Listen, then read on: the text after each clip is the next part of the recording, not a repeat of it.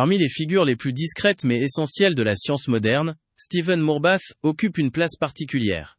Ce géochimiste britannique, né en 1929, a littéralement fait parler les roches les plus anciennes de notre planète. À travers ses travaux de datation isotopique, il a permis à l'humanité de lever le voile sur ses origines terrestres. Alors que beaucoup de scientifiques s'intéressaient aux processus actuels, Moorbath, lui, plongeait dans les profondeurs du temps, là où les archives géologiques deviennent rares, fragmentaires, presque muettes. Formé à Oxford, il développe très tôt un intérêt pour la géologie isotopique. Il s'appuie sur les éléments radioactifs présents dans les minéraux pour dater avec précision la formation des roches.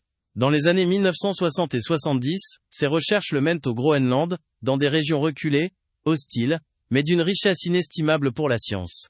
Là-bas, il découvre des roches archéennes vieilles de plus de 3,8 milliards d'années. Des fragments d'écorce terrestre, formés à une époque où la Terre était encore jeune, volcanique, instable. Grâce à la méthode de datation uranium-plomb, il parvient à établir des âges qui repoussent sans cesse les limites de ce que l'on pensait possible. Il contribue aussi à isoler les tout premiers matériaux crustaux, montrant que la croûte terrestre s'est formée bien plus tôt que prévu. En analysant la composition isotopique des roches, il révèle la signature chimique des tout premiers processus géologiques ayant structuré notre planète. Ces données permettent de mieux comprendre non seulement l'histoire de la Terre, mais aussi l'environnement primitif dans lequel la vie a fini par émerger. Stephen Moorbath joue un rôle central dans l'émergence de la géochronologie moderne. Ses travaux démontrent que les archives terrestres ne sont pas limitées à quelques millions d'années visibles à l'œil nu, mais qu'elles remontent à plusieurs milliards d'années, ce qui redéfinit complètement notre rapport au temps géologique. Ces recherches influencent profondément la science planétaire. En comprenant comment la croûte terrestre s'est formée, on peut établir des comparaisons avec la Lune, Mars, ou d'autres corps célestes.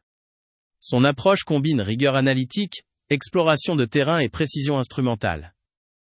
Il montre que même les plus anciennes roches peuvent encore livrer des secrets, si l'on sait les interroger avec méthode. Malgré l'importance de ses contributions, son nom reste peu connu du grand public. Il a pourtant ouvert la voie à des décennies de recherches sur l'origine de la Terre, la formation des continents, l'évolution précoce du manteau terrestre, et la stabilité chimique des roches anciennes. Stephen Moorbath représente ce type de scientifique qui travaille dans l'ombre du spectaculaire, mais qui éclaire en profondeur les fondations mêmes de notre planète.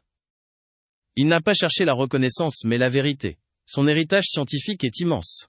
Grâce à lui, la science ne regarde plus seulement la surface de la Terre, mais plonge dans ses racines les plus anciennes. Grâce à lui, nous savons que notre planète a une histoire bien plus ancienne, bien plus complexe, et bien plus fascinante que ce que l'on imaginait autrefois. Stephen Moorbath, en étudiant quelques roches sombres et silencieuses, a su faire parler les origines de la Terre.